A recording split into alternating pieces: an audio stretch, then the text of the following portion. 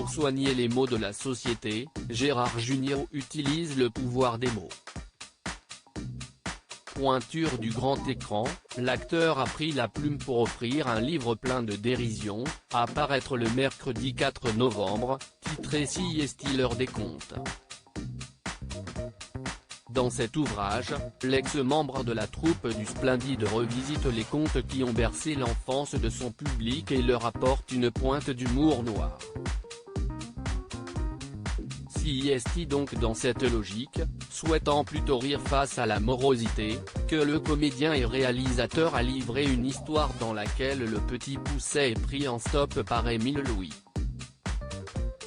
Un tueur en série français condamné pour viol et torture sur sa femme et sa belle-fille mais aussi atteinte sexuelle sur mineurs.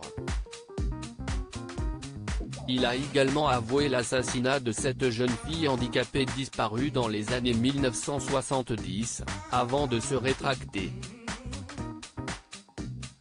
Le monde n'est pas plus politiquement correct que moi, s'est défendu Gérard Jugnot dans les colonnes du magazine Paris Match en kiosque ce jeudi 29 octobre. Sa philosophie ? Mieux vaut en rire qu'en pleurer. Il y a de plus en plus de tarés dont on parle en boucle. Oui, si est atroce. Dépêchons-nous d'en rire. Ce fut également l'occasion pour lui de rappeler le conte original de Charles Perrault. Imaginez-le aujourd'hui.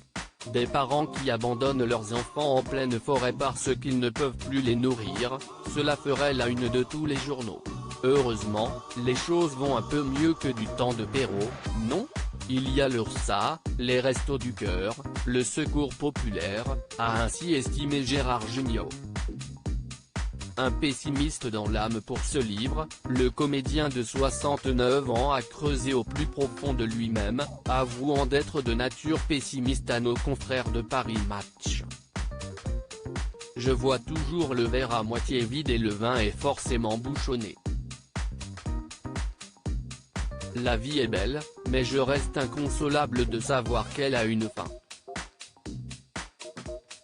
Je suis pessimiste, un brin dépressif, a-t-il déclaré.